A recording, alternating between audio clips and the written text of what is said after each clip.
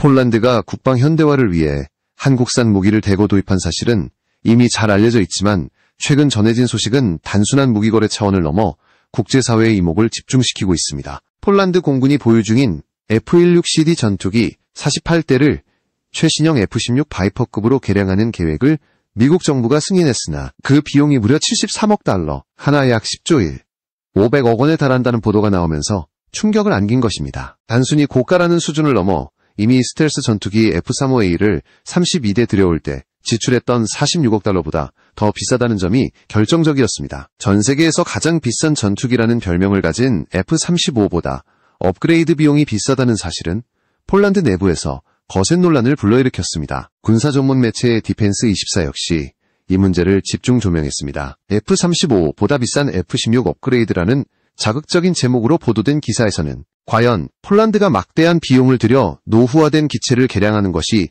합리적인 선택인지에 대한 근본적인 의문을 제기했습니다. 물론 업그레이드를 통해 기계식 레이더를 최신 AESA 레이더인 AN/APG-83으로 교체하고 탐지거리 370km급의 공중목표 추적 능력을 확보하는 등 성능 향상은 분명 존재합니다. 또한 링크 16 데이터 링크, 첨단 전자전 장비, JHMCS, 고해상도 헬멧 장착, 자동 지상 충돌 방지 시스템 등 다양한 현대화 요소가 추가되어 생존성과 조종 효율이 개선될 것은 사실입니다. 하지만 문제는 단순한 기술 향상을 넘어서는 시간과 비용이었습니다. 최근 우크라이나, 중동, 대만 등 분쟁 지역에서 전투기 수요가 폭발적으로 늘어나면서 미국의 생산 라인은 이미 병목 현상을 겪고 있습니다. 단순히 계약을 맺었다고 해서 곧바로 기체를 받아볼 수 없는 구조인 것입니다. 실제 사례로 대만은 2019년에 F-16 바이퍼 66대를 계약했지만 5년이 지난 지금까지 단 한 대도 인도받지 못했습니다. 이는 소프트웨어 통합 문제, 부품 부족, 조달 과정의 복잡성 등 여러 가지 요인이 겹친 결과였습니다. 결국 폴란드가 F-16 업그레이드 대신 새로운 차세대 플랫폼에 눈을 돌릴 가능성이 높아진 배경이 바로 여기에 있습니다. 이때 부각되는 것이 바로 한국형 전투기 KF-21입니다. KF-21은 가격 경쟁력, 납기 유연성, 그리고 한국 방산산업의 급부상이라는 삼박자를 갖춘 기체로 세계 시장에서 점차 주목받고 있습니다. 특히 폴란드 입장에서는 이미 평균 500시간을 비행한 F-16 기체들을 개량한다고 해도 남은 수명이 제한적이라는 점에서 효율성 논란이 거세질 수밖에 없습니다. 연간 250시간씩 18년을 운용해온 폴란드 공군의 F-16CD는 더 이상 새로운 기체가 아닙니다. 여기에 수십억 달러를 쏟아붓는 선택이 과연 옳은가 하는 의문이 계속 커지고 있는 것입니다. 바로 이런 시점에 폴란드 언론이 한국 사천의 KAI 생산 라인을 직접 취재한 사실이 알려지면서 또 다른 반전이 일어났습니다. 현지 기자들은 FA50PL 사업이 단순히 진행 중인 프로그램이 아니라 차원이 다른 수준의 기술적 도약을 보여주고 있다고 보도했습니다. 특히 시제기에서 새로운 레이더 커버가 확인되며 이는 레이시온의 최신 AESA 레이더 팬텀 스트라이크가 실제로 통합되고 있음을 시사했습니다. 이 레이더는 지라갈륨 기반 소재를 사용하여 소형 경전투기에 최적화된 경량 고출력 레이더로 평가받습니다. 사실상 F-16 바이퍼에 장착되는 AN/APG-83과 동급 이상의 성능을 기대할 수 있다는 평가가 나오고 있습니다. 폴란드 기자들은 FA50PL이 단순한 훈련기를 넘어 실질적으로 F-16 업그레이드보다 더 현실적인 대안으로 부상하고 있다고 분석했습니다. 더 낮은 비용, 더 빠른 납기, 그리고 실제 전투에서 입증된 기술력까지 폴란드 내 여론은 점차 한국산 경전투기를 긍정적으로 재평가하기 시작했습니다. 이 변화는 단순한 우연이 아니라 국제 무기 시장의 구조적 변화를 보여주는 결정적인 사례였습니다. 폴란드의 주요 군사 매체들은 FA50PL을 바라보는 시각에서 과거와는 완전히 달라진 목소리를 내기 시작했습니다. 과거에는 훈련기로만 여겨졌던 FA50이 이제는 본격적인 전투기로서 평가받고 있는 것입니다. 특히 포탈로 보르니의 리우스 사박 기자는 FA50PL 6대가 이미 KAI 생산 라인의 절반을 차지하고 있으며 신속한 조립과 우선 납품을 목표로 속도를 높이고 있다고 전했습니다. 나머지 생산 라인은 KF-21을 위한 공간으로 활용되고 있다는 점도 함께 언급하며 한국 항공산업의 생산 전략이 단순히 수량을 채우는 것이 아니라 고도의 배치 계획에 따라 움직이고 있음을 강조했습니다. 여기서 더욱 주목할 만한 부분은 바로 FA50PL의 시제기에서 포착된 새로운 레이더 커버였습니다. 이는 단순한 외형의 변화가 아니라 레이시온의 차세대 AESA 레이더 팬텀 스트라이크가 실제 기체에 통합되고 있음을 보여주는 결정적 증거였습니다. 팬텀 스트라이크는 최신 반도체 소재인 질화 갈륨을 기반으로 제작된 레이더로 경량화와 고출력을 동시에 달성한 차세대 시스템입니다. 전문가들은 이 레이더의 탐지 성능이 비공개 상태임에도 불구하고 F-16 바이퍼의 AN/APG-83과 동등하거나 그 이상의 것이라는 평가를 내놓고 있습니다. 폴란드가 도입하는 FA-50PL은 기존 FA-50GF 모델과는 비교조차 할 수 없는 차세대 성능을 갖춘 기체로 진화하고 있음을 방증하는 장면이었습니다. WMP의 루카스 마제스키 기자는 이와 관련해 더욱 강한 옹호론을 펼쳤습니다. 그는 훈련 및 전투 항공기 또는 본격적인 전투기에 FA-50, 서울을 지키다라는 기사에서 FA-50은 결코 단순한 훈련기가 아니며 이미 한국이 그 전투 능력을 증명했다고 강조했습니다. 실제로 한국 공군은 수도권 방어의 최전선인 원주8 전투비행단에 FA-50을 배치해 운용하고 있습니다. 이는 곧 한국 공군이 FA-50의 전투 능력을 충분히 신뢰하고 있으며 단순한 조종사 전환 훈련용이 아닌 실질적 전술 플랫폼으로서 활용하고 있다는 사실을 입증합니다. 마제스키 기자는 폴란드 기자단을 대상으로 한 프레젠테이션에서 공개된 데이터를 인용하며 FA-50의 무장 능력에 깊은 인상을 받았다고 밝혔습니다. 약 4.5톤의 무장을 단일 엔진 경전투기가 탑재할 수 있다는 사실은 많은 전문가들에게 충격을 안겼습니다. 이 수치는 FA-50이 단순히 경량급 기체라는 한계를 넘어 실질적인 전투 플랫폼으로 자리 잡을 수 있음을 보여줍니다. 그는 특히 AIM-120 중거리 공대공 미사일, 통합 지원 문제에 대해 한국산 무기의 결함으로 몰아가는 것은 부당하다고 강하게 반박했습니다. 문제는 미국 측이 F-16을 더 비싼 가격에 판매하기 위해 일부러 FA-50 무장 통합을 늦추는 전략적 계산이라는 것이 그의 주장입니다. 이 같은 분석은 폴란드 내 정치적, 군사적 논쟁과도 직결됩니다. 실제로 폴란드 정부는 미국과의 협상에서 주도권을 제대로 행사하지 못했다는 비판을 받고 있습니다. 카미시 부총리 등 정치권 핵심 인사들이 미국 측에 강력한 압박을 행사해 이 문제를 해결해야 한다는 주장이 제기되고 있습니다. 이미 2차례 도입 단계가 완료된 상황에서 사업을 중단하는 것은 폴란드 국방부의 명백한 실책이라는 경고의 목소리도 점점 커지고 있습니다. 디펜스24의 마치에이 쇼파 기자 역시 FA-50을 폄하하는 주장들을 조목조목 반박했습니다. 그는 현장 엔지니어들과의 인터뷰를 인용하며 FA-50의 작전 능력, 기체 신뢰성, 정비 편의성, 그리고 미래 업그레이드 가능성까지 기술적 근거를 바탕으로 설명했습니다. 특히 그는 단순한 추측이나 외부의 선입견이 아니라 실제 현장에서 기체를 운용하는 전문가들의 목소리가 무엇보다 중요하다고 강조했습니다. 결국 FA-50을 훈련기라고 치부하는 것은 현실과 동떨어진 오해에 불과하다는 결론에 무게가 실리고 있습니다. FA-50을 둘러싼 논쟁은 시간이 지날수록 점점 더 구체적이고 실전적인 사례를 통해 반박되고 있었습니다. 폴란드 언론과 전문가들은 단순히 이론적인 가능성이 아니라 실제 전장에서 입증된 성과에 주목했습니다. 대표적인 예로 필리핀 공군이 FA-50을 실전에 투입한 사례가 있습니다. 필리핀은 다양한 공대지 임무에 FA-50을 활용했으며 투하된 800발의 정밀 유도 폭탄 중 단 한 발만 목표에서 벗어났습니다. 더욱이 그 한 발조차 기체 결함이 아닌 조종사의 조준 실수 때문이었습니다. 이는 FA-50의 공대지 명중률이 얼마나 높은지, 그리고 실전 운용 신뢰도가 얼마나 뛰어난지를 보여주는 결정적인 증거였습니다. 실제로 FA-50GF 모델은 이미 폴란드에 납품되어 운용되고 있습니다. 놀라운 사실은 이 기체의 조종석 계기판과 항전 장비 구성이 오히려 기존 F-16D보다 더 현대적이라는 평가를 받고 있다는 점입니다. FA-50GF에는 이스라엘 엘타 ALM-203이 기계식 레이더가 장착되어 있으며 최대 130km 거리에서 공중 목표를 탐지할 수 있습니다. 이는 같은 세대의 러시아제 미-29 레이더의 탐지 거리인 80km를 크게 상회하는 수준이었고 성능 대비 효율성 면에서도 더 우수하다는 평가를 얻었습니다. 폴란드 군사 전문가들은 이러한 수치가 단순한 기술적 차이를 넘어 전략적 우위로 연결될 수 있음을 강조했습니다. 더 나아가 폴란드가 도입 중인 FA-50PL은 레이시온의 최신 AESA 레이더인 팬텀 스트라이크를 탑재하게 됩니다. 이로써 기존 F-16CD가 사용하는 AN/APG-68 기계식 레이더보다 월등히 뛰어난 탐지 성능과 전자전 대응 능력을 확보하게 되는 것입니다. 현장에서 기체를 직접 다루는 폴란드 공군 엔지니어들은 과거에 운용했던 믹-29와는 비교 자체가 불가능하다며 FA-50의 기체 완성도와 정비 편의성을 극찬했습니다. 특히 FA-50의 가장 큰 강점으로 꼽히는 것은 바로 모듈성입니다. 과거 전투기들은 엔진 문제 발생 시 전체 기체를 분해해 정비창으로 보내야 했지만 FA50은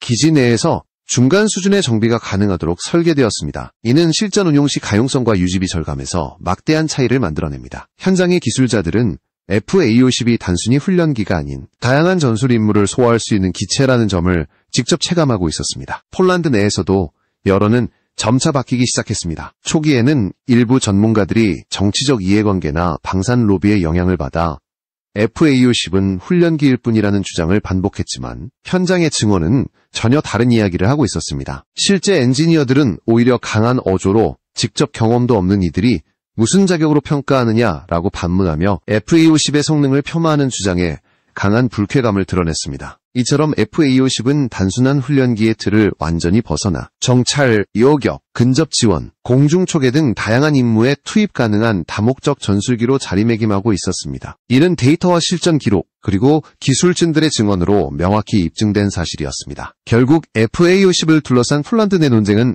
단순한 평가가 아니라 국가 안보와 군사 전략에 직결되는 치열한 현실적 선택의 문제로 발전하고 있었습니다. FA50의 엔진 신뢰성에 대한 증언은 논란을 종식시키는 강력한 근거였습니다. 폴란드 23BLT 소속 항공기 추진 전문 엔지니어는 FA50에 탑재된 GE-F404 엔진이 극도로 높은 신뢰성을 자랑하며 유지보수가 거의 필요 없는 수준이라고 밝혔습니다. 그는 F16과의 비교를 통해 그 차이를 명확히 설명했습니다. 예를 들어 F16은 비행 후 반드시 오일 샘플을 채취해 엔진 상태를 분석해야 하지만 FA50은 내장된 자동 진단 시스템을 통해 모든 과정을 스스로 점검합니다. 이로 인해 정비 절차 자체가 불필요해지는 것입니다. 정비 주기와 시간 면에서도 FA50은 압도적인 우위를 보여주었습니다. F16은 50시간, 100시간, 200시간 주기로 정비가 요구되며 한 번 정비에 평균 4일이나 걸립니다. 반면 FA50은 같은 작업을 초기에는 이틀 만에 완료할 수 있었고 현재는 기술 축적을 통해 그보다 더 짧은 시간 안에 끝낼 수 있게 되었습니다. 이는 정비 효율성에서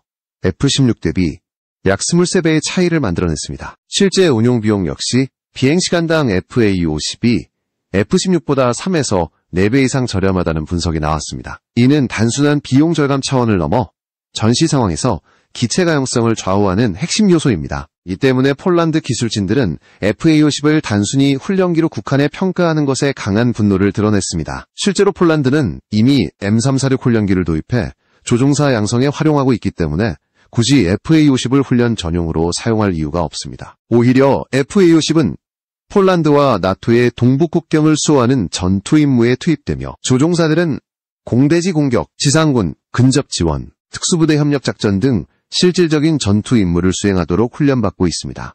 이 점에서 FA50은 폴란드 방공체계의 실질적인 전투 자산으로 자리 잡아가고 있습니다. 폴란드 내 논란을 잠재울 수 있는 또 다른 요인은 곧 실전 배치를 앞둔 FA50PL의 본격 양산 계획이었습니다. 팬텀 스트라이크 AESA 레이더 탑재와 미국제 무장 통합이 속도를 내고 있는 가운데 이는 곧 폴란드 영공에서 직접 증명될 것입니다. 실제 전투 임무를 수행하며 성능을 보여주는 순간 훈련기 논란은 자연스럽게 사라질 수밖에 없습니다. 폴란드 언론은 이를 억측을 끝내줄 대박 프로젝트라고 표현하며 기대감을 드러냈습니다. 이와 동시에 유럽 각국은 KF-21 전투기 구매를 위해 한국을 직접 찾고 있었습니다. 한국의 KF-21 스마트 팩토리는 상상을 뛰어넘는 수준의 정밀성과 자동화를 자랑했습니다. 로봇이 모든 작업을 주도하고 인공지능 시스템이 공정을 통제하며 관리자 한 명이 전체 생산 라인을 감시하는 체계는 기존 방산 강국들도 충격을 받을 만한 혁신이었습니다. 유럽 바이어들은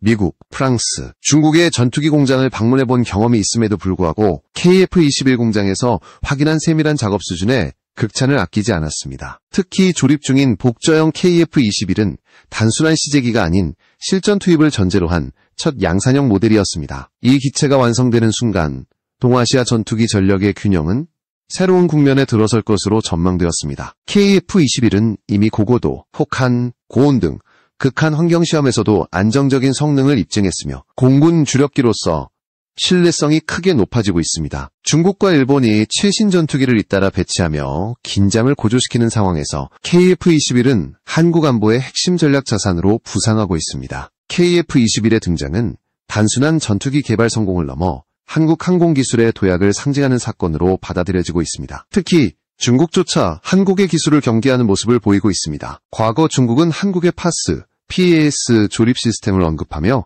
전투기 제작 기술에서 질적인 도약이라 평가한 적이 있습니다. 그만큼 한국의 정밀 항공 기술은 이미 주변 강대국이 눈여겨볼 수준으로 성장했습니다. 이제 한국은 전투기 독자 개발, 정밀 조립 기술 내재화, 그리고 무인 자동화 시스템 도입이라는 세 가지 핵심 단계를 모두 달성하며 명실상부한 항공 방산 강국으로 자리매김했습니다. 최근 한국이 전투기 조립 정밀도를 0.01mm 수준까지 낮췄다는 소식은 국제적으로 큰 충격을 안겼습니다. 이는 미국의 로키드 마틴만이 상용화에 성공했던 수준으로 중국이나 러시아조차 달성하지 못한 영역이었습니다. 특히 중국 방산 기업들이 차세대 조립 기술 확보에 어려움을 겪는 상황에서 한국이 이 장벽을 돌파했다는 사실은 동아시아 전력 균형에도 큰 파장을 일으켰습니다. 파스 시스템은 단순한 자동화 설비가 아니라 고정밀 센서와 로봇 기반 알고리즘이 결합된 첨단 복합 기술로 KF-21의 기체 조립 정밀도를 극한까지 끌어올리고 있습니다. 한국은 이미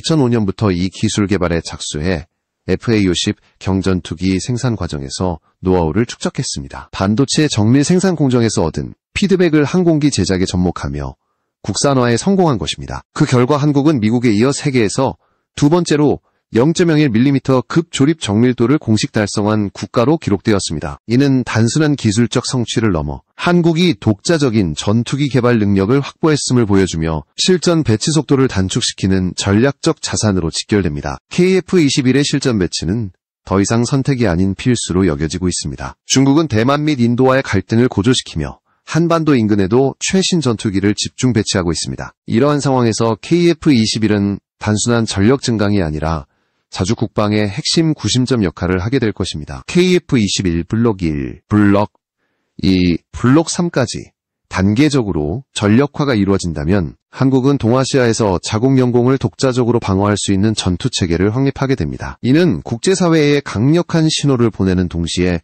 국민들에게는 확실한 안보 보장이 될 것입니다. 불과 20여 년 전만 해도 전투기 자체 생산은 꿈도 꾸기 어려웠던 한국이 이제는 조립 기술력에서 중국과 일본을 제치고 세계 2위 수준에 올라섰습니다. 물론 아직 시스템 통합과 국산화 완성도 향상이라는 과제는 남아있지만 지금까지의 성과만으로도 한국이 더 이상 주변부 기술 강국이 아닌 중심 국가로 자리 잡았음을 분명히 보여줍니다. 최근 국방부는 스텔스 전투기 설계 기술을 확보했다고 발표했습니다. 이는 무인 전투기를 KF-21과 함께 운용할 수 있는 기반을 마련하며 미래 공중전에서 한국이 우위를 점할 수 있는 발판이 되고 있습니다. 특히 국방과학연구소는 꼬리 날개가 없는 스텔스 무인기 가오리 X와 후속 모델 가오리 X2를 개발 중이라고 밝혔습니다. 이미 비공개로 최초 시험 비행까지 진행한 것으로 알려졌으며 길이 12m, 날개폭 20m에 달하는 대형 무인기로 발전하고 있습니다. 한국은 2026년까지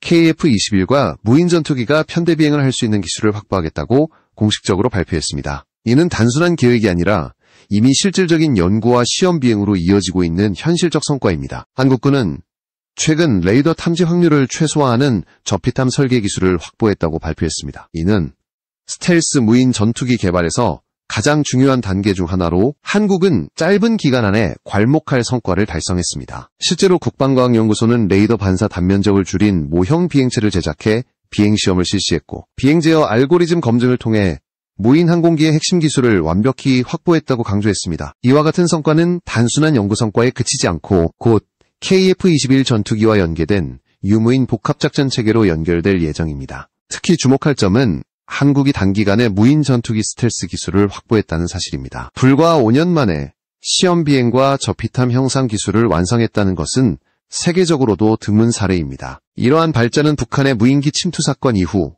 더욱 속도를 내게 되었으며 방위사업청은 2027년까지 1조 4천억 원을 투입해 중고도 무인기를 양산할 계획이라고 밝혔습니다. 대당 수백억 원이 넘는 무인기가 20여 대 이상 배치될 경우 한반도 상공의 실시간 감시 정찰 능력은 비약적으로 강화될 것입니다. 국방부는 무인 전투기와 함께 인공지능 기술을 적극적으로 결합하는 전략을 세우고 있습니다. 최근 미국이 개발한 XQ-18 발키리 무인 전투기는 AI가 직접 비행을 제어하는 혁신적인 사례로 주목받았습니다. 한국 역시 이와 유사한 기술을 연구 중이며 이미 세계 최초로 인간형 로봇을 개발한 경험을 바탕으로 항공기 분야에도 독자 기술을 접목하고 있습니다. 이는 단순히 추격이 아닌 새로운 패러다임을 선도하는 도전으로 평가됩니다. 이처럼 한국은 KF-21을 중심으로 한 차세대 전투기와 스텔스 무인 전투기를 동시에 개발하며 미래 공중전의 새로운 규칙을 써내려가고 있습니다. 전통적인 유인기와 무인기의 경계가 허물어지고 AI와 결합된 복합 전술 체계가 본격적으로 가동되는 순간 한국군은